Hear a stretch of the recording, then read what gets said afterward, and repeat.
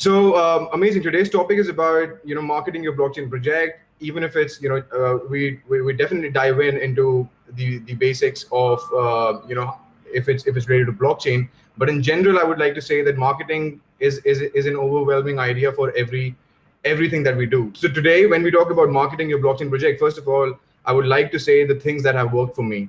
All right. I had always, it's not about that Inblox keeps on doing various things. We keep experimenting. And I would say that never stop experimenting with anything that you would want to do.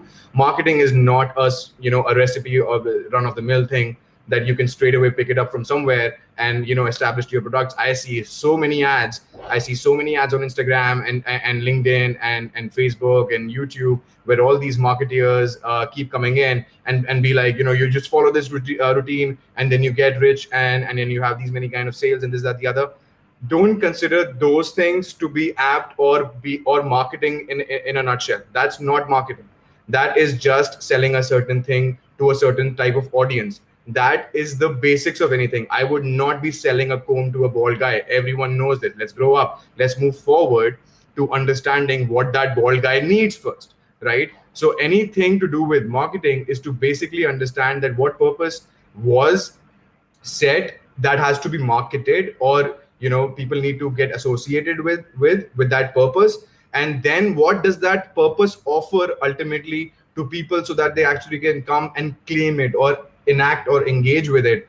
I'm not going to tell you about the difference between marketing a service. All right. When I say marketing a service, which is such a big word, a service is an offering in its own self and can be customized to any form. That's what service really is. It is about the buyer and the seller of the service, that they engage and the custom things come out. But most of all, I feel that you are doing when you are doing a blockchain project, and if it's inclined towards any service atmosphere, then make sure that you can manage to productize that service. That service in itself, because the offerings will be vague and not clear. So please productize your service and put it in a way that everything is elemental or modular in even your service approach.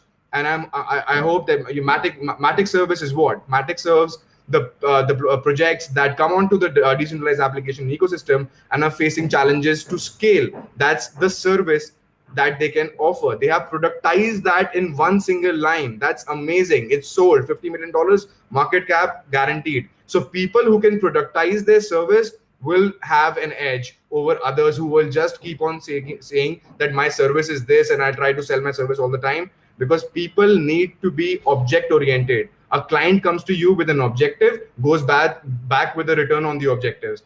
And that is how he's going to be with you all the time, or not with you or leave you. The beginning of it, which is called the foundation of marketing, is understanding what your purpose of that product or service is, what it offers, and then reasonably identify the market segmentations and buckets where we can actually go and perform better.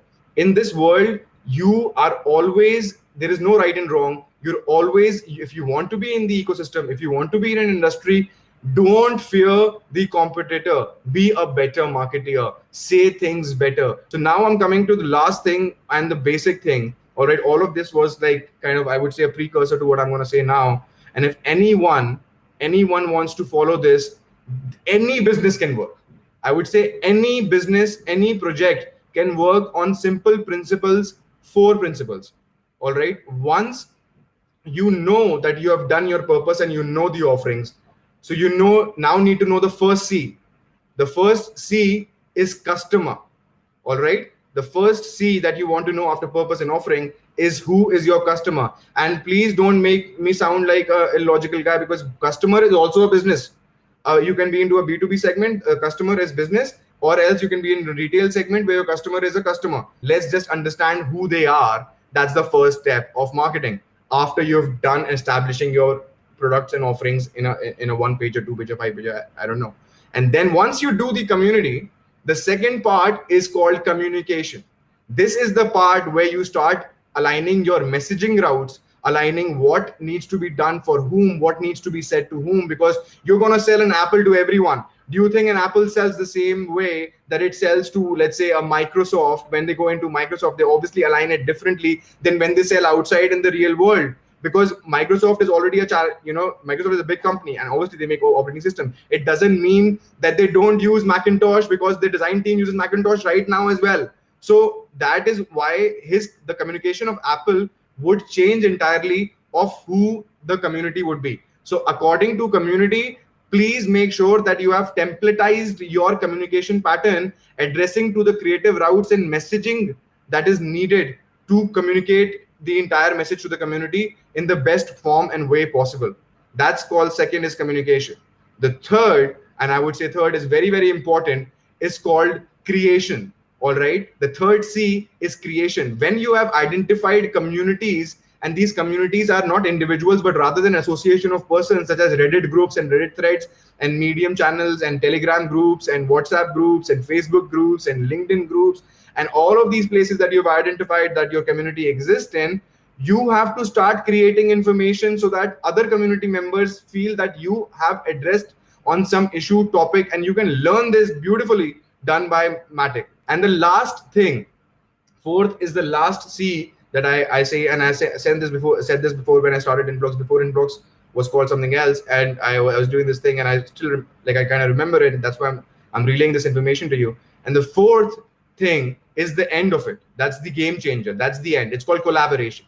There is nothing else in the world, all right, from community to communication to creation, and now you start collaborating, so you extensively reach more eyes than you would have done alone. All right. There's a saying that you can walk faster when you walk alone, but you can walk longer when you walk together.